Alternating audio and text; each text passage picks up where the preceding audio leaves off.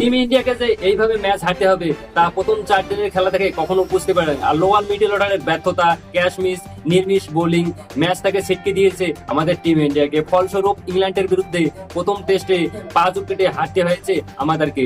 যদিও প্রথম টেস্টের পর সুমনদের হেড কোচ গৌতম গম্ভীর পরিষ্কার করে দিয়েছেন যে দলের ভাবনা সেইখানে স্পষ্ট হয়ে গেছে জসপ্রীত বুমরাও খেলবে 3টি ম্যাচ, যা নিয়ে এখন চর্চা অব্যাহত। এখন জানা গিয়েছে যে জসপ্রীত বুমরা নাকি ভাই ইনজুরি, কারণ এর আগের ম্যাচে জসপ্রীত বুমরা বল করেছিলেন মোট 44 ওভার। সেই কারণে জসপ্রীত বুমরার প্রচুর প্রেসার পড়ে গেছে, সে দ্বিতীয় টেস্ট ম্যাচ এমনকি নাও খেলতে পারে। কিন্তু তৃতীয় টেস্ট ম্যাচে জসপ্রীত বুমরা আসতে চলেছে, এটা কনফার্ম। আর আমরা দেখেছি যে এখন জল্পনা জল্পনা চলছে যে জসপ্রীত বুমরা যদি না খেলে তার পরিবর্তে কে আসতে পারে। তো ভাই তার পরিবর্তে একটাই বিকল্প রয়েছে, সেটা হচ্ছে হর্ষিত রানা। হর্ষিত রানা আসতে পারে, আবার না হলে দেখি, না হলে একটা স্পিনারকে নিয়ে আসতে পারে, দেখি কাকে নিয়ে আসে। আর দ্বিতীয় নম্বর কথা হলো যে যদি জসপ্রীত বুমরা না থাকে, তার কারণ আমরা এর আগের ম্যাচে ইংল্যান্ডের সঙ্গে দেখেছি যে টিম ইন্ডিয়ার কি হালতটা হয়েছিল।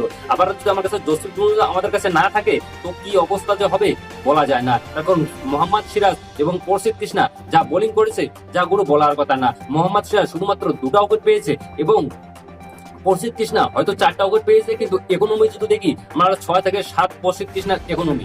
তাহলে ভাই যদি জসপ্রীত বুমরা না থাকে তাহলে কি হতে পারে আমাদের টিম ইন্ডিয়ার অবস্থা। আচ্ছা, তোমাদের কি মনে হয় টিম ইন্ডিয়া কি পারবে জসপ্রীত বুমরাকে ছাড়া দ্বিতীয় ম্যাচ ইংল্যান্ডের সঙ্গে জিততে? কমেন্ট করে অবশ্যই করবেন। দেখো ভাই, আমার তো মনে তো হয় না। আর এই ম্যাচে যে কয়েকটা বদল হতে চলেছে এটা কনফার্ম। প্রথম নম্বর হচ্ছে করুণ নায়ার, শার্দুল ঠাকুর এবং সাই সুদর্শন।